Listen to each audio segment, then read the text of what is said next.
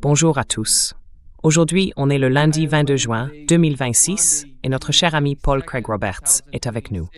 Bienvenue, Paul. Paul Craig Roberts is here with us. Welcome, Mike Paul. Merci, Nima. Paul, let me start with the main reason that Paul, laissez-moi commencer par la principale raison pour laquelle, selon vous, Donald Trump semble être pressé, ou du moins pressé, de négocier, de conclure une sorte d'accord avec l'Iran. En gros, il en a parlé ces 2 derniers jours. Il évoque les réserves de pétrole des États-Unis et plusieurs médias comme Reuters, CNN et d'autres en ont parlé. Ils affirment que la réserve stratégique de pétrole américaine est à son plus bas niveau depuis 43 ans.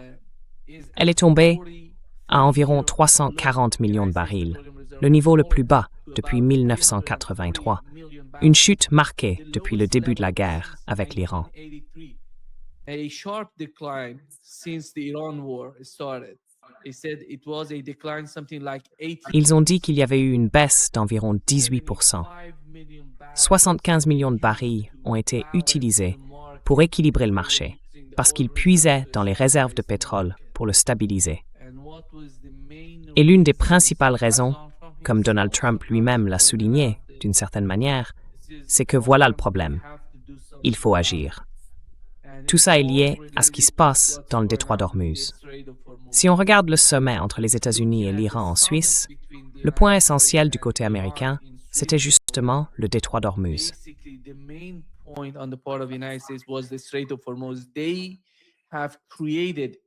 Ils ont mis en place une ligne directe, vous savez, une nouvelle ligne de communication entre les 2 parties, compte tenu des tensions dans le détroit d'Ormuz. L'idée, c'est de gérer la situation, d'éviter tout incident à mesure que le temps passe, parce qu'ils savent très bien ce qui se passe entre Israël et le Liban, et ils ne veulent surtout pas revivre la même chose, la fermeture du détroit d'Ormuz, ou une réduction du passage des pétroliers, tout ça. On sait que les Iraniens ont déjà utilisé des mines dans cette zone. Donc oui, il y a encore des pétroliers qui circulent, mais ce n'est plus comme avant. Donald Trump affirme qu'il y en a davantage qui passent, mais ce n'est pas vrai d'ailleurs. Alors selon vous, pourquoi est-ce que cette situation représente un problème stratégique pour les États-Unis, si la guerre se poursuit ou si le blocus continue? Eh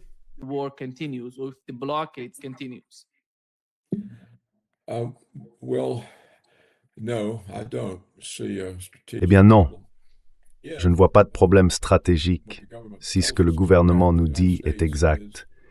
Les États-Unis sont autosuffisants en pétrole. Donc si nous sommes autosuffisants en pétrole, ça veut dire qu'on peut se passer complètement du pétrole du Golfe Persique. La réserve stratégique a été créée il y a très très longtemps, avant qu'on retrouve cette autosuffisance. Comment on y est parvenu, je ne sais pas trop. En partie grâce à la fracturation hydraulique, ce nouveau procédé qu'ils utilisent pour extraire le pétrole de la roche. En partie peut-être grâce à de nouveaux gisements découverts. Mais apparemment, nous, les États-Unis, sommes autosuffisants en pétrole. Nous n'avons pas besoin d'en importer, et donc nous n'avons plus besoin de la réserve stratégique. Elle a été mise en place à une époque où nous n'étions pas encore indépendants, pas encore autosuffisants en pétrole.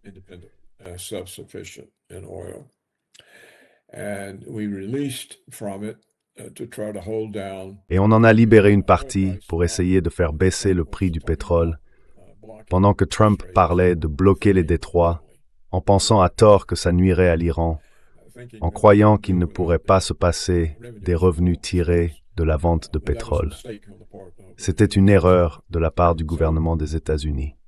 Donc si je pense que que Trump insiste autant sur la réserve stratégique, c'est pour faire taire les opposants américains à ses efforts pour trouver un accord avec les Iraniens.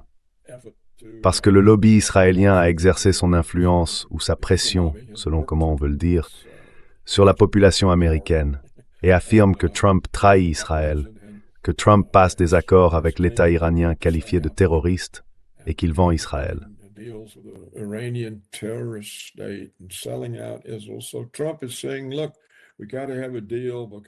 Donc Trump dit, écoutez, il faut qu'on trouve un accord à cause de la crise du pétrole. Il faut faire baisser le prix du pétrole pour que vous puissiez acheter de l'essence, mettre de l'essence dans votre voiture et aller travailler. Je pense que c'est ça, pour lui, l'enjeu. Ce n'est pas vraiment qu'on soit en crise et qu'il faille absolument conclure un accord. C'est plutôt sa manière de répondre à la pression que le lobby pro-israélien exerce sur la population. Et il dit en gros, bon alors, quel prix de l'essence voulez-vous payer? Pour moi, c'est juste ça. Je peux me tromper, mais je ne vois pas en quoi c'est une crise si on est censé être autosuffisant en pétrole, comme on nous le répète. Mais bien sûr, on nous ment tout le temps.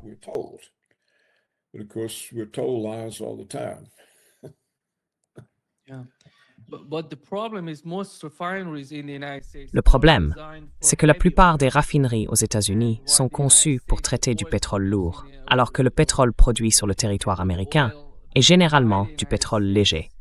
Du coup, elles doivent importer du pétrole lourd pour fabriquer, par exemple, du diesel, qui est un produit issu du pétrole lourd. C'est la principale raison pour laquelle le prix du pétrole augmente et celui du gaz aussi. Alors, comment peut-on dire que les États-Unis sont autosuffisants?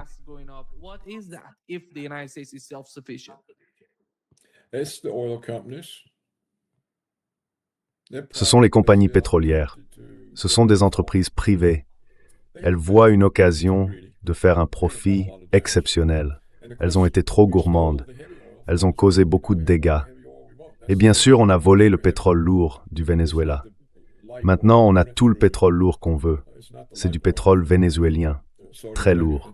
Ce n'est pas du pétrole léger, pas le Brent. Ce n'est pas non plus le pétrole léger d'Arabie Saoudite. C'est du lourd, et on l'a pris au Venezuela. Donc je ne pense pas que les États-Unis soient confrontés à une crise pétrolière. Trump insiste sur le fait que la réserve stratégique est basse, mais on n'en a pas besoin si on est autosuffisant, comme ils le disent. Je ne vois donc pas ça comme une pression. La vraie pression sur Trump, à mon avis, c'est qu'il n'a plus aucun moyen de poursuivre la guerre.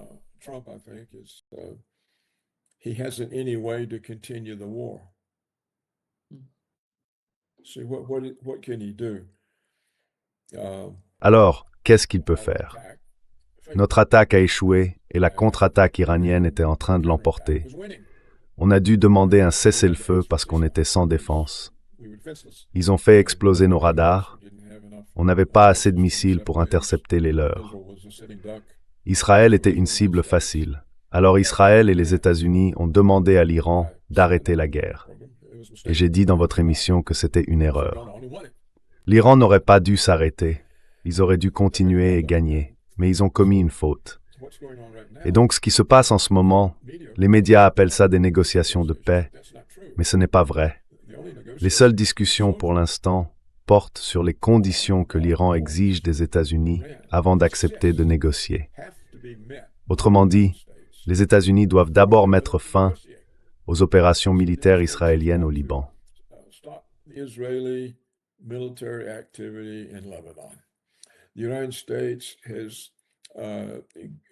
Les États-Unis doivent s'abstenir d'interférer avec les flux de pétrole qui passent par le détroit d'Ormuz pendant la période des négociations, c'est-à-dire pendant 60 jours.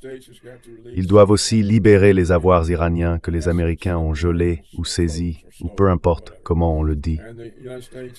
Et les États-Unis doivent reconnaître que cette voie maritime relève de la souveraineté iranienne. Et que la circulation dans le détroit sera contrôlée conjointement par l'Iran et Oman, d'un commun accord. Donc, pour commencer, les États-Unis doivent accepter ces conditions. Et bien sûr, le plus difficile, c'est de faire en sorte qu'Israël mette fin à l'agression militaire au Liban. Si les États-Unis respectent ces engagements, alors les négociations de paix peuvent commencer, et elles dureront 60 jours.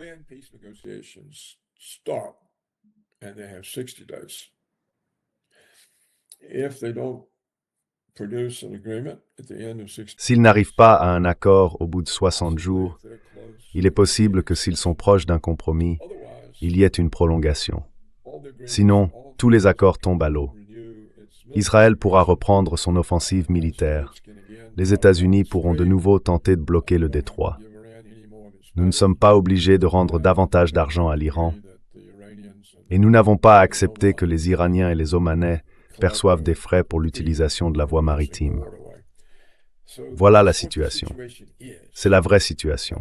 Ce n'est pas ce que disent les médias. Les médias donnent l'impression qu'un accord de paix est déjà conclu et que les négociations ont commencé. En réalité, les négociations portent sur une seule chose, savoir si vous, les Américains, allez respecter ces conditions. Parce que ce sont les seules conditions dont l'Iran accepte de discuter. Et c'est uniquement cela qui est en train d'être mis en place en ce moment.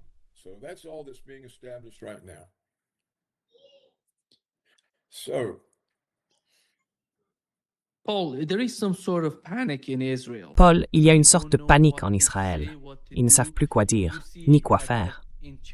Sur la chaîne 13, on dit que Trump freine Israël dans tous les domaines, pas seulement au Liban. C'est ce qu'ils ont rapporté sur la chaîne 13. Et on voit aussi des attaques contre les sionistes.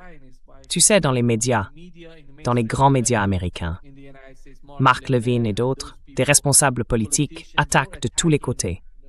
Ils s'en prennent à J.D. Vance et à Donald Trump. Et la question c'est, qu'est-ce qu'ils comprennent de tout ça? Parce qu'on sent bien cette panique, ce sentiment que quelque chose se passe avec Donald Trump. Pourquoi a-t-il changé d'attitude envers Israël? Et je ne sais pas si tu as vu l'extrait diffusé sur la chaîne 14 en Israël, qui est d'ailleurs très proche de Benjamin Netanyahou. Voilà ce qu'ils ont rapporté sur la chaîne 14. And here is what they reported on Channel 14.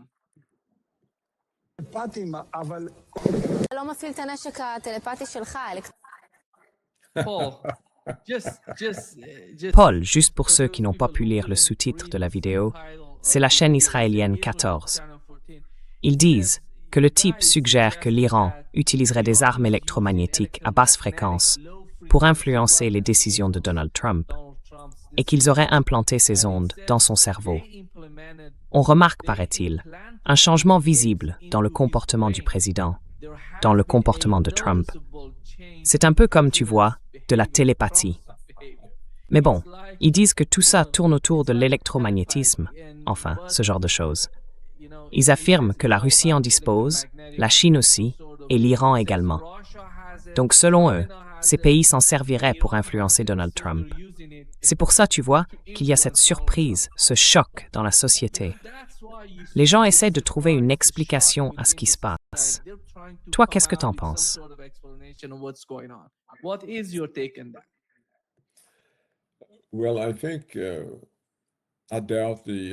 Eh bien, je doute que les Israéliens croient vraiment à quelque chose comme ça. Ils sont trop sophistiqués pour ça.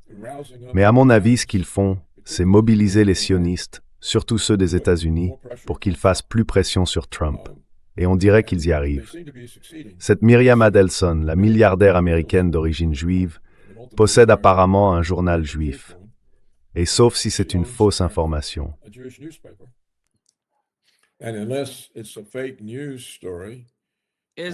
Israël Hayom. Non, Israël Hayom, c'est elle qui possède Israël Hayom. Ils ont attaqué Donald Trump.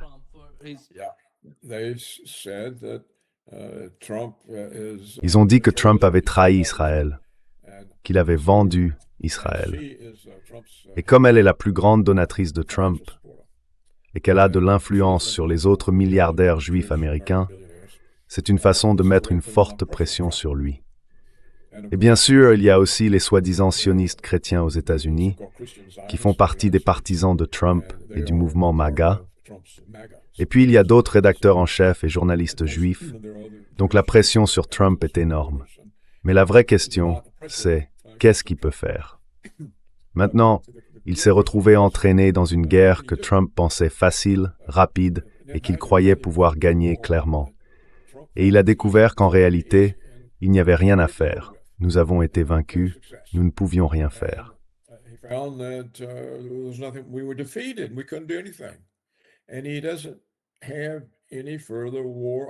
Et il n'a plus aucune option militaire, à part les armes nucléaires.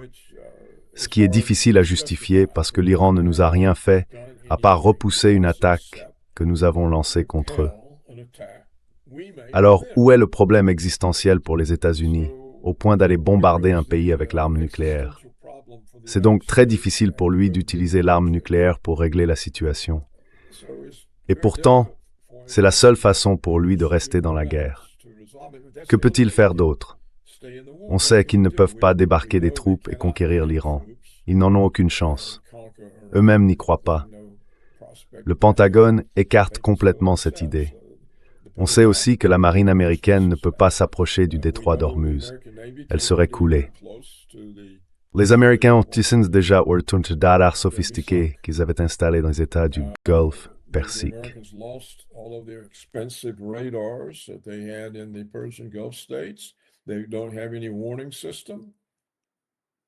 Ils n'ont aucun système d'alerte. Leurs stocks de missiles intercepteurs sont très faibles. Ils ne peuvent pas intercepter les Iraniens qui arrivent, et Israël non plus. Alors, pour Trump, les exigences israéliennes n'ont aucun sens. Qu'est-ce que vous voulez que je fasse? Je ne peux rien faire. Vous m'aviez dit qu'on les attaquerait et qu'ils s'effondreraient. Ce n'est pas arrivé. Ils nous ont battus. Maintenant, il ne veut pas admettre publiquement qu'on a été vaincu. Il continue de dire qu'on les a réduits en miettes, qu'il ne reste plus rien. Mais c'est évidemment faux. Voilà le problème de Trump. Il doit partir, parce qu'il ne peut pas rester. Et c'est ça le moteur principal de toute cette histoire. Il ne peut pas. Il ne trouve aucun moyen de continuer la guerre.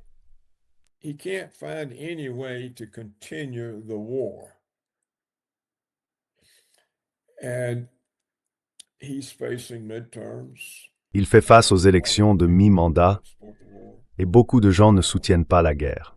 Même parmi ceux qui soutiennent Israël, beaucoup doutent de cette guerre. C'est une situation que, selon moi, les Israéliens refusent de comprendre. Et ça pourrait leur nuire. Parce que, pour Trump, c'est forcément frustrant d'aller à l'encontre ou d'être perçu comme allant à l'encontre d'Israël. Mais en réalité, il n'a pas d'autre choix que d'essayer de mettre fin à ce conflit. Vous voyez, personne n'a proposé de solution. Le secrétaire à la Défense n'a pas de plan pour expliquer comment on pourrait poursuivre la guerre. Le département d'État n'a pas non plus de plan pour savoir comment utiliser la diplomatie afin d'organiser le Moyen-Orient contre l'Iran.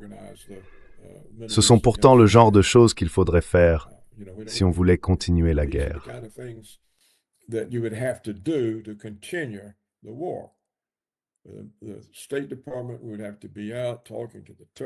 Le département d'État devrait aller parler aux Turcs, aux Saoudiens, à qui que ce soit, les convaincre de nous aider à agir contre l'Iran, à nous aider à imposer ceci ou cela aux Iraniens. Le département de la guerre, comme on l'appelle maintenant, devrait avoir un scénario d'attaque, quelque chose de possible, de réaliste. Mais rien de tout ça n'arrive, parce que rien n'est faisable. Et c'est pour ça que Trump veut se retirer. Ce qu'il dit en réalité, ce sont juste des réponses à des pressions. Quand il parle d'une crise du pétrole, c'est simplement pour détourner l'attention, pour que les gens ou les Israéliens arrêtent de lui mettre la pression pour empêcher la guerre, en disant sinon, on aura une crise. Donc franchement, je ne prêterai pas trop d'attention à ce qu'il dit, parce que tout ça, ce sont des réactions.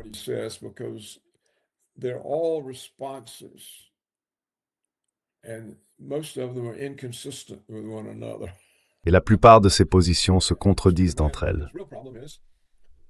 Il faut bien garder à l'esprit que son vrai problème, c'est qu'il s'est engagé dans une guerre qu'il ne peut pas gagner et qu'il n'a aucun moyen de la poursuivre. Alors, il essaye d'en sortir. Et je pense que les Israéliens finiront par l'accepter. Parce qu'en réalité, Nima, laisse-moi te proposer une idée. Je ne serais pas surpris que tout ça ne soit qu'une autre manœuvre israélo-américaine. Faisons semblant d'être en désaccord, concluons un accord. Et après quelques années, les Iraniens gagneront de l'argent, ils seront contents, leur vigilance baissera et la garde révolutionnaire iranienne perdra de sa force.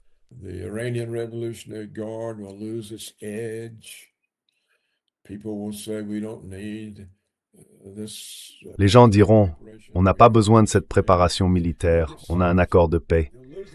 Et là, ils vont se relâcher, ils vont perdre leur vigilance, et alors on pourra tout recommencer.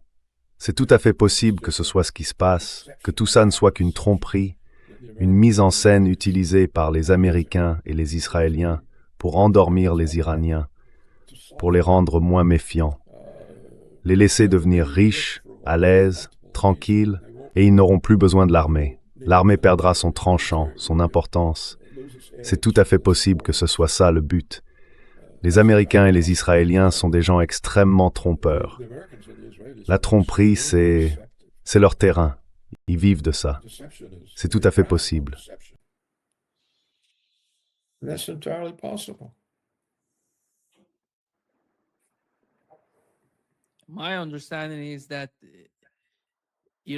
D'après ce que je comprends, les Iraniens ne reculeront jamais sur leur puissance militaire.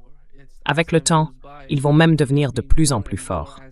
Parce qu'avec la levée des sanctions, avec tous ces avoirs gelés qui sont libérés, tout ça va les aider à renforcer encore davantage la puissance militaire de l'Iran. Paul, rappelle-toi, ils ont construit cette force, toutes ces villes souterraines, depuis 2-3 décennies, alors que les sanctions étaient toujours en place. Je ne vois pas, je connais la société, je connais la culture.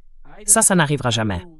Parce que dans cette culture, la puissance militaire, la puissance stratégique, c'est la priorité absolue, leur objectif principal.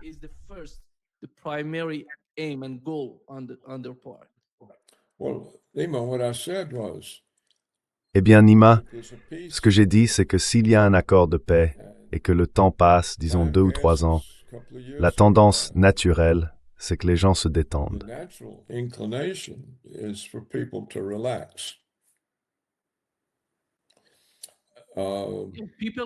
Les gens peuvent se détendre. Moi, je parle des plus durs, des vrais. Je parle des élites militaires. Eux, ils ne vont pas se détendre.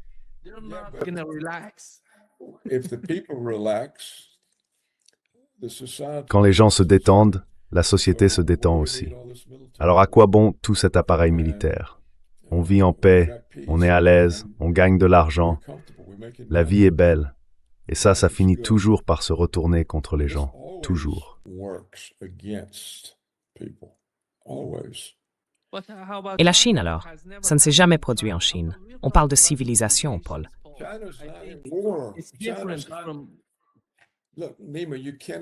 La Chine n'est pas en guerre. Écoute, Nima, tu ne peux pas croire qu'une vie facile ne rende pas un pays moins préparé. En ce moment, l'armée iranienne est extrêmement importante. Elle est très vigilante. C'est dur, mais imagine qu'on leur donne un accord de paix, qu'ils le respectent pendant 2, 3, 4 ans, peu importe. On lève les sanctions, on leur rend leurs avoirs gelés, on signe des accords commerciaux, la société s'enrichit. Ils développent des relations avec les Américains et avec l'Europe, et ça leur fait perdre leur tranchant. Et alors tout recommence.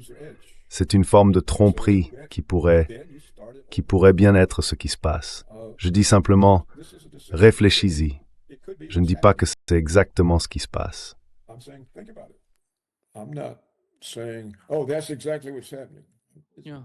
C'est possible. Je comprends tout à fait ton point de vue. Alors, ce qu'on sait, ou plutôt ce qu'on pense savoir, c'est que Trump est dans une situation compliquée. Il ne peut pas continuer la guerre, donc sa seule option, c'est d'en sortir. Et si on regarde les choses telles qu'elles sont, il semble prêt à accepter les conditions de l'Iran pour pouvoir négocier avec eux. La discussion de dimanche dernier portait justement sur ça. Est-ce que les Américains acceptent les conditions que l'Iran juge indispensables pour qu'il y ait des négociations de paix? Pour l'instant, il n'y a pas encore de négociations de paix. On en parle seulement. Ils viennent juste de convenir que les Américains accepteraient les conditions posées par l'Iran si l'Iran accepte d'ouvrir des pourparlers avec Washington.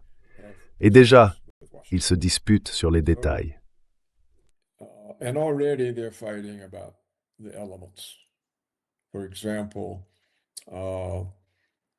Par exemple, on était censé leur rendre leurs avoirs gelés, ou au moins une partie, d'accord? Et là, les Américains ont commencé à dire « Mais pourquoi vous leur donnez de l'argent américain ?» C'est ce qu'Obama avait fait, blabla. Et lui a répondu « Non, c'est leur argent. » En réalité, on ne leur donne pas vraiment. On le réserve à un usage précis. Ils doivent s'en servir pour acheter nos graines de soja et nos produits alimentaires, pour que les gens ne meurent pas de faim. Donc en fait, on les oblige à utiliser leur propre argent pour acheter nos produits. Voilà, c'est la condition que Trump a posée pour accepter de libérer une partie des avoirs. Mais les Iraniens disent, ce n'est pas ce qu'on veut dire. C'est notre argent, on en fait ce qu'on veut.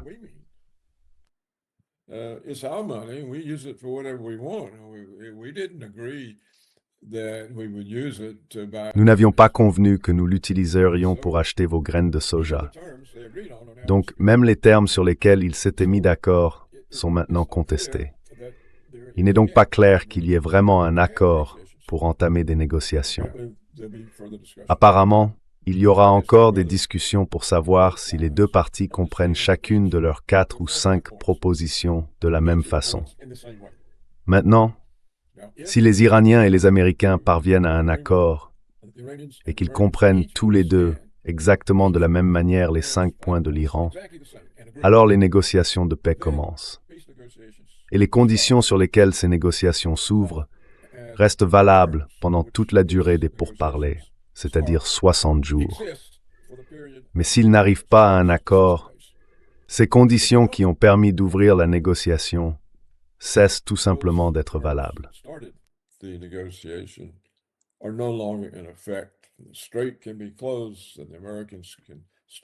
Le détroit peut être fermé et les Américains peuvent arrêter de rendre leur argent aux Iraniens et tout le reste.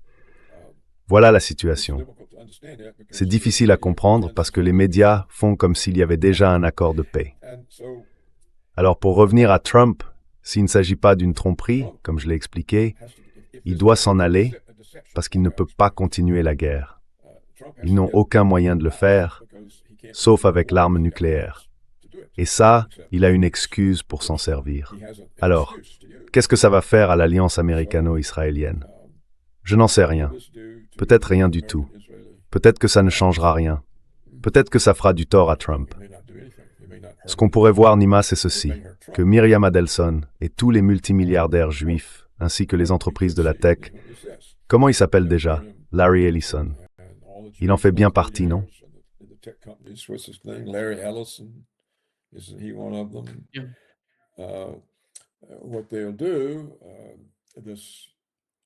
Ce qu'ils vont faire cet automne, pendant les élections de mi-mandat, c'est qu'ils vont mettre tout leur argent du côté des démocrates. Ils vont faire élire des démocrates, en sachant très bien que ces démocrates destitueront Trump. Et de cette façon, ils montreront qu'ils ont le pouvoir de renverser le président des États-Unis. Vous voyez, quand ça arrivera, ils deviendront encore plus puissants sur le pays. Donc c'est peut-être ça que le lobby israélien va faire. Ils vont se dire, bon, tant pis pour les républicains et pour Trump, il faut qu'on réaffirme notre pouvoir, sinon on le perd. Alors d'accord, on va faire élire un congrès démocrate et ensuite ils le destitueront.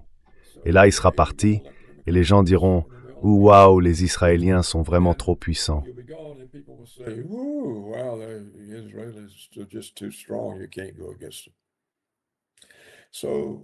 On ne peut pas aller contre eux.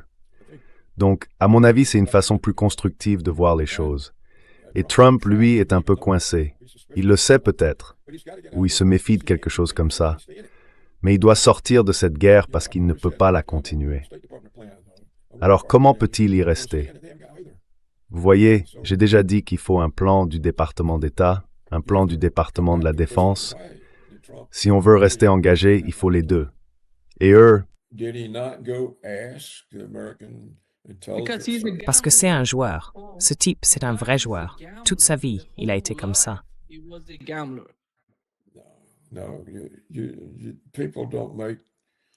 non, les gens ne font pas ça. Ils ne réagissent pas comme ça. Je pense qu'il est complètement égocentrique et qu'il se croit invulnérable. Il parle comme s'il était le maître de l'univers. Vous savez, il a perturbé la réunion du dimanche en annonçant que si l'Iran ne signait pas un bon accord, il allait, je cite, faire exploser leur fichu pays. Résultat, la réunion a été interrompue pendant près d'1h20. Les Iraniens ont failli se lever et partir. Mais alors, pourquoi le département de la Défense n'a-t-il pas dit « Monsieur le Président, ce n'est pas une bonne idée, nous ne sommes pas prêts pour cette guerre ». On ne comprend pas pourquoi les Israéliens pensent que ce serait une guerre de 3 jours ou même de 3 semaines. On ne comprend pas leur raisonnement. Ce ne sera pas le cas.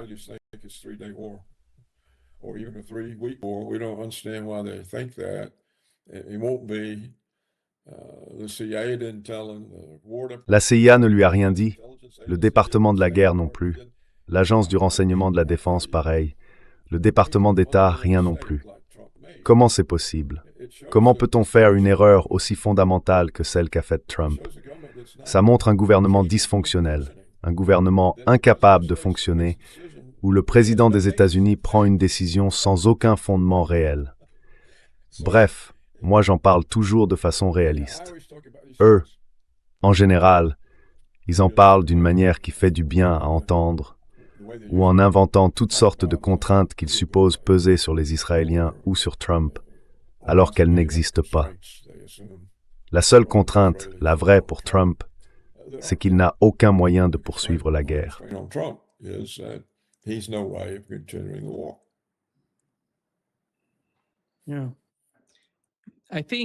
Oui, je pense qu'à long terme, Paul, tu parlais d'une période de 5 ou 10 ans. Moi, je vois vraiment toute la région complètement transformée d'ici 10 ans. Je vois l'Iran renforcer le système de défense aérienne de l'Irak. Peut-être aider le Yémen à en développer un aussi. Peut-être même y apporter certaines capacités. Parce que tu sais, le Yémen a pu se défendre grâce à la technologie iranienne, grâce aux missiles iraniens. Je vois ça continuer. C'est clairement leur objectif. Et je vois aussi le Liban obtenir un système de défense aérienne. Ils n'en ont pas un qui soit vraiment efficace aujourd'hui. Je pense que ça arrivera dans une dizaine d'années. Et pour moi, améliorer l'économie iranienne, ça ne veut pas dire qu'ils vont se détendre. Au contraire, ils vont rendre les actes de résistance encore plus forts qu'avant.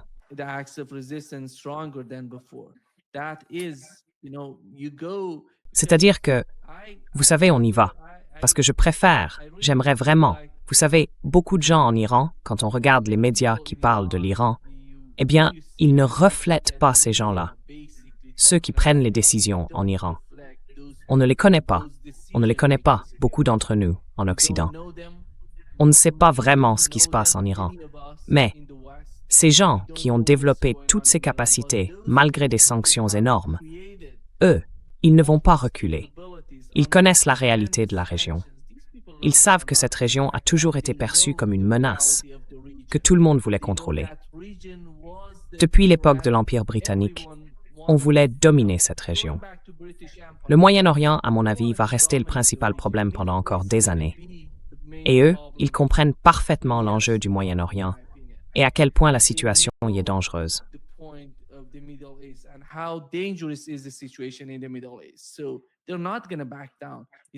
Donc, ils ne vont pas reculer. Et ce n'est pas seulement à propos de l'Iran. Qu'est-ce que vous voulez dire, reculer? Ce n'est pas se détendre, ni croire qu'il n'y a plus de menace. Ils savent très bien que la menace existe. Ça a toujours été le cas. L'Iran a toujours été... Pourquoi alors cherche-t-il un accord de paix? Non, la paix reste possible. Mais c'est entre l'Iran et la Russie. Est-ce que ça veut dire qu'ils vont se relâcher? Non.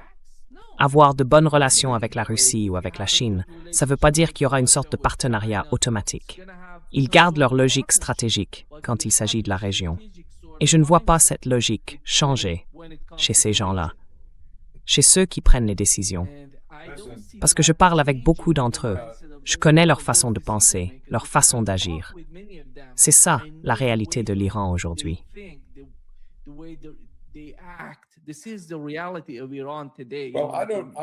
Eh bien, je ne pense pas que leur comportement justifie ton optimisme.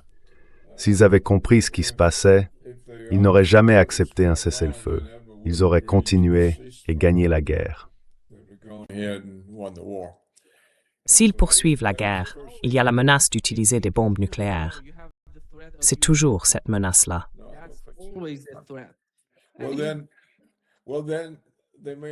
Eh bien, dans ce cas, ils peuvent tout aussi bien abandonner, parce que cette menace, elle ne va pas disparaître. Non, ce n'est pas une question d'armes. Donc ils ne pourront jamais gagner, puisqu'ils s'inquiètent qu'Israël utilise l'arme nucléaire ou que nous l'utilisions. Eh bien, nous aurons toujours l'arme nucléaire dans 10 ans, dans 20 ans, dans 30 ans, et Israël aussi. Alors comment? Écoutez, je veux vous rappeler qu'on n'a encore jamais entendu un seul négociateur iranien Ni un responsable du gouvernement, ni un chef des gardiens de la révolution dire « Mais c'est quoi cette histoire de Grand Israël dont on entend parler? Comment peut-on avoir un accord de paix avec des gens qui sont déterminés à occuper tout le Moyen-Orient, qui prétendent que d'autres pays font partie de leur territoire, y compris l'Iran? Comment peut-on négocier la paix avec des gens qui affirment que nous n'avons pas le droit d'exister? Que veut dire une telle négociation? Que vaut un accord de paix quand l'autre camp est engagé à occuper le Moyen-Orient, du Nil jusqu'au Pakistan, comme il le répète sans cesse en brandissant des cartes? On n'a jamais entendu un responsable iranien poser cette question.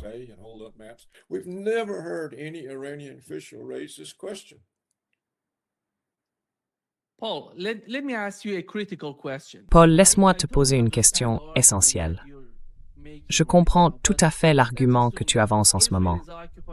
Mais imaginons qu'Israël occupe la partie sud du Liban et qu'ils aient attaqué, tu vois, des Libanais, qu'ils détruisent les villes et les villages dans le sud du Liban. Mais au fond, quand on regarde la partie nord d'Israël et la partie sud du Liban, quelle est vraiment la différence entre les deux? Moi, je n'en vois pas tant que ça. C'est compliqué. Si les Israéliens ne peuvent pas retourner dans le nord d'Israël, les citoyens israéliens ne peuvent pas rentrer chez eux dans le nord. Alors, les Libanais non plus ne peuvent pas rentrer chez eux dans le sud du Liban.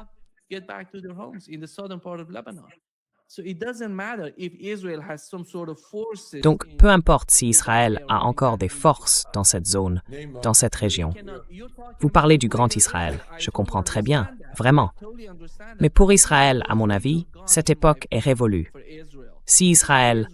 Enfin, que peuvent-ils faire d'autre face à toute la région? Que peuvent-ils faire d'autre? C'est Donald Trump, l'homme qui a déclenché cette guerre. Comme vous l'avez dit, il sait qu'il ne peut pas la gagner. Alors, que peuvent-ils encore faire pour Israël? C'est cette forme de désespoir qu'on voit aujourd'hui chez les Israéliens. 92% des Israéliens pensent, selon un récent sondage, qu'ils ont été vaincus et que l'Iran a gagné la guerre.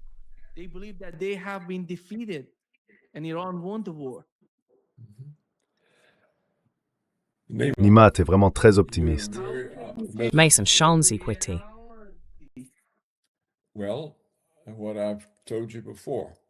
Eh bien, comme je vous l'ai déjà dit, il a fallu 89 ans à Israël. 89 ans, plus qu'une vie humaine, pour transformer la Palestine en Israël.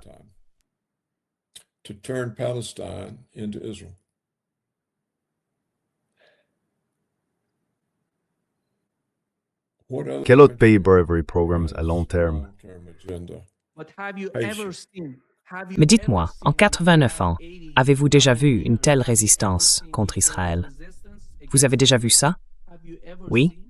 Et comment vous percevez l'opinion publique? À quel point elle a changé, aux États-Unis comme à l'extérieur? Même la puissance militaire a changé.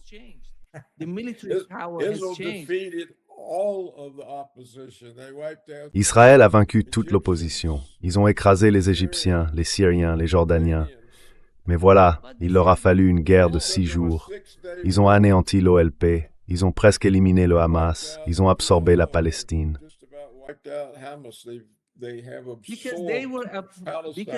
Parce qu'ils avaient peur des États-Unis, Paul. Je tiens à le souligner, parce que je connais bien le sentiment dans la région. Ils avaient peur des États-Unis en permanence.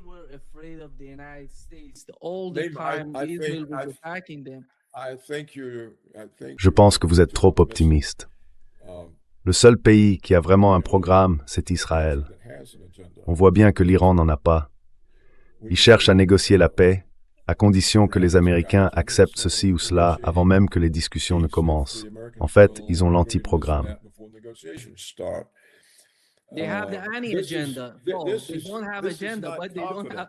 Ils n'ont pas de programme, mais ils ont l'anti-programme. Quoi? L'Iran a l'anti-programme. Il n'a pas besoin d'avoir un programme particulier parce qu'il ne cherche pas à conquérir d'autres pays, ni à annexer, par exemple, Bahreïn ou d'autres États. C'est pour ça que le combat se déroule en Israël, le seul pays qui soutient. D'ailleurs, tu te souviens, Paul, de la révolution en Iran, en 1979? Ils sont partis de rien, Paul. Et à l'époque, l'Iran n'avait pas ces missiles, ces drones, ni toutes ces technologies complexes de défense aérienne. Et pourtant, ils ont mené 8 ans de guerre contre Saddam Hussein, soutenus par les États-Unis, par l'Union soviétique, par la Chine et par les Européens.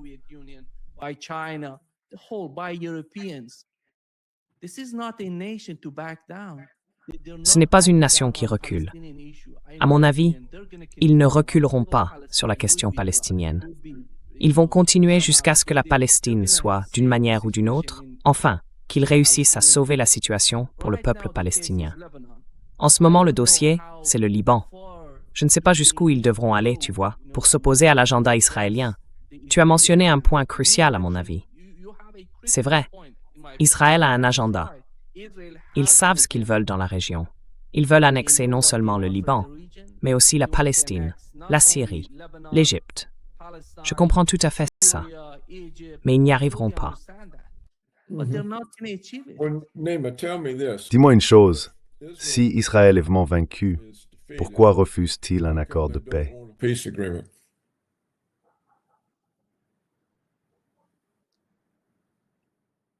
Quelle est la question, Paul? J'ai pas une faille, c'est pourquoi ne veut-il pas d'un accord de paix?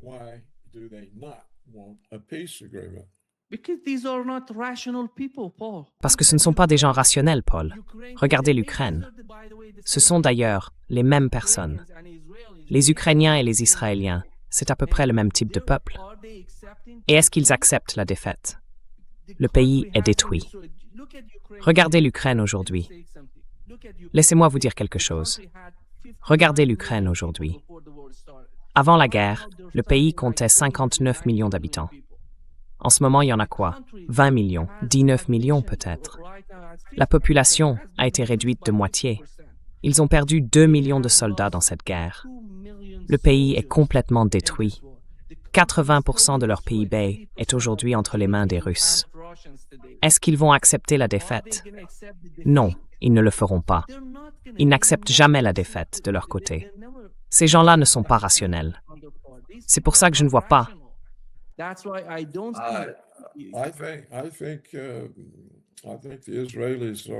Je pense que les Israéliens sont... Ah oui, ils sont loin d'avoir terminé.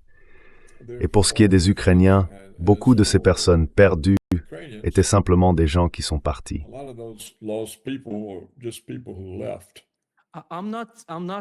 Je ne dis pas que les Israéliens sont finis. Je parle de leur programme, de leur agenda, qui, à mon avis, est terminé. Ils n'obtiendront pas ce qu'ils veulent, vous voyez.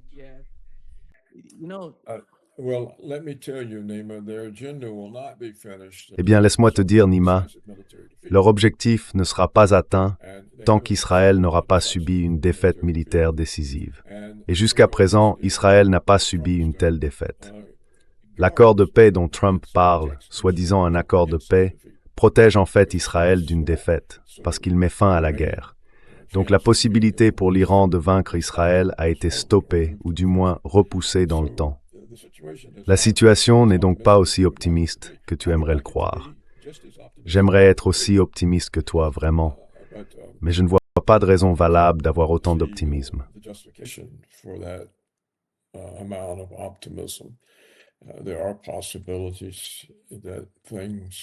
Il y a peut-être des chances que les choses s'améliorent, mais dans l'ensemble, les Israéliens sont opposés à cette paix. Donc ils ne se voient pas comme des perdants. C'est toujours 2 pas en avant, 1 pas en arrière. C'est comme ça qu'ils ont pris la Palestine et ils sont bien décidés à ne rien rendre. Il n'y a absolument aucune chance. La seule façon dont la Palestine pourrait être rétablie, ce serait si quelqu'un envahissait Israël et renversait le gouvernement. Parce que Israël, la Palestine, c'est maintenant Israël. C'est ça Israël. Israël, c'est la Palestine. Ils l'ont prise village après village pendant 89 ans. Et c'est exactement la même tactique qu'ils utilisent aujourd'hui au Liban.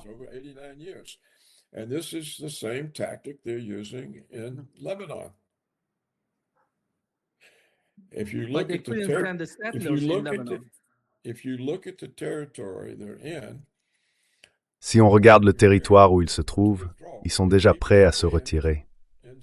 Mais ils gardent une bande dans le sud du Liban sur toute la largeur.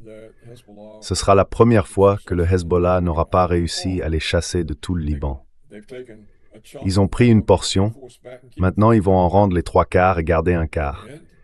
Et la prochaine fois, ils prendront une autre portion, rendront encore les 3/4 et garderont un quart. Leur occupation du Liban va donc remonter petit à petit.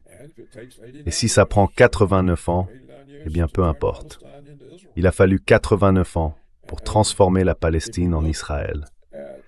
Et si on regarde à quel point les États-Unis et Israël sont intégrés aujourd'hui, on voit qu'ils adoptent des lois qui unifient leurs armées, leur système d'armes, la propriété conjointe des brevets et même leurs services de renseignement.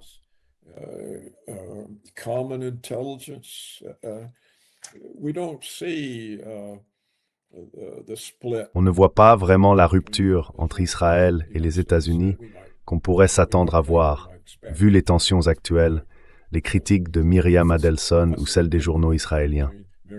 Mais dans les faits, cette rupture n'existe pas sur les points essentiels. Rien n'a freiné cette législation qui intègre les armées israéliennes et américaines, ce qui fait que les intérêts d'Israël deviennent nos intérêts et ses objectifs, nos objectifs.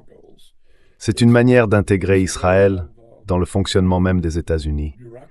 Et il n'y a aucune opposition. Les Américains n'en ont même pas conscience. Et s'ils le savaient, ils penseraient sans doute que c'est une bonne chose.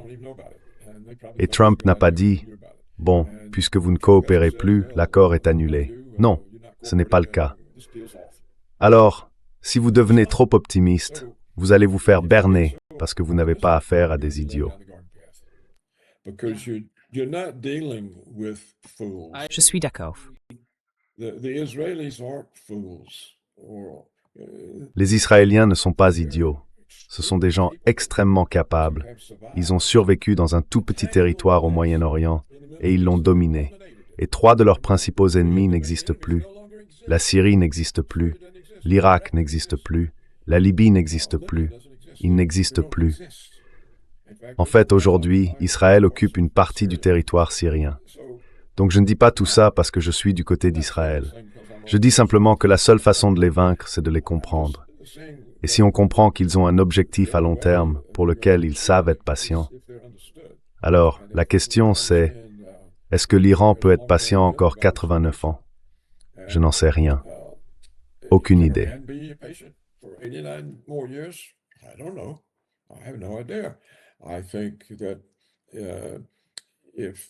Je pense que si l'Iran finit par s'intégrer un peu avec l'Amérique, avec l'Europe, et que les gens commencent à gagner de l'argent, à créer des entreprises, à tisser des relations économiques, et qu'il y a la paix, alors tout le tranchant des gardiens de la Révolution va simplement s'effriter, parce qu'ils ne seront plus utilisés, plus nécessaires, plus employés. Il faut se souvenir de ce qu'a dit Hitler. Quand l'invasion de la Normandie a eu lieu pendant la Seconde Guerre mondiale, les Russes avaient déjà vaincu les Allemands avant même que les Américains ne s'engagent vraiment dans la guerre. Mais Hitler a dit qu'il ne s'attendait pas à ce que l'invasion américaine réussisse. Et il a commis l'erreur de laisser ses officiers occuper la France, ce qui les a corrompus. La nourriture, les femmes, le vin, le champagne.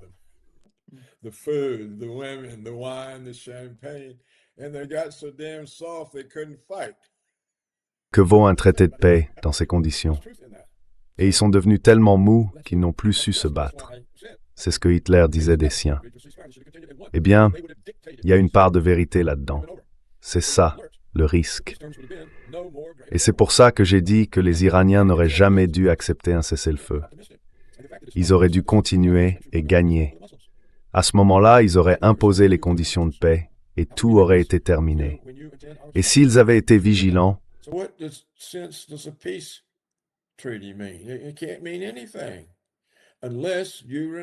ça ne veut rien dire tant qu'ils ne renoncent pas à leur programme et ils ne le feront pas à moins d'être vaincus militairement. Or, l'accord de paix les protège d'une défaite face à l'Iran.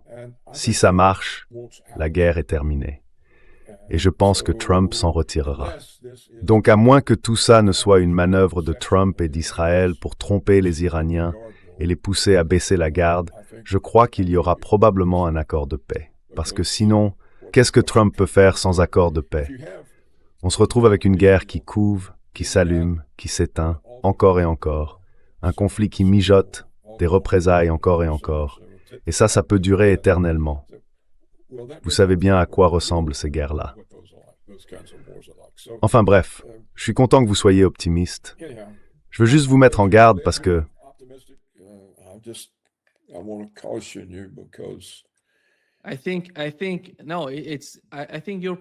Je trouve ton point de vue vraiment important, Paul. Une partie de moi le comprend totalement. D'ailleurs, c'est une part de moi aussi. Je me bats un peu avec moi-même, parce que je pense que ça pourrait être vrai également. C'est justement la réalité de la situation en Palestine qui confirme complètement ce que tu viens de nous dire. Merci, Paul, d'avoir été avec nous aujourd'hui. Thank you, Paul, for being with us today.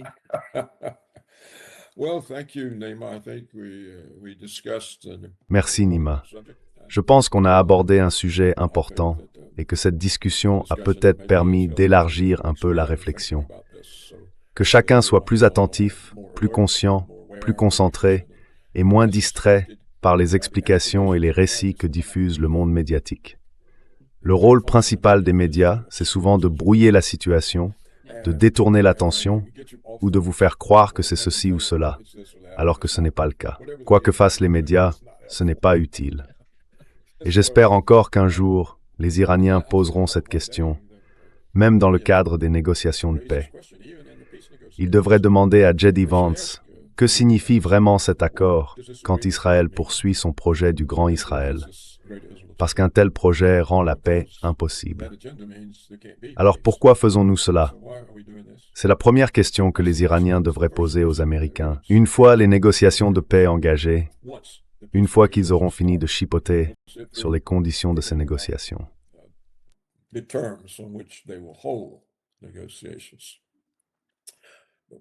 Une fois qu'ils auront commencé, les Iraniens devraient se poser cette question.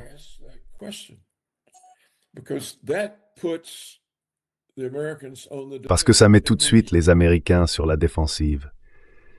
Ils ne peuvent pas dire non, il n'y a pas un tel projet, puisqu'il existe des tas de vidéos où les premiers ministres brandissent la carte du Grand Israël. L'autre jour encore, Trump a dit à son auditoire en Israël « Nous contrôlons maintenant 70% de Gaza et bientôt ce sera 100%. » Alors voilà, j'aimerais simplement que les Iraniens posent cette question, une fois qu'elle est sur la table. Parce qu'une fois qu'elle y est, on ne peut plus l'en retirer.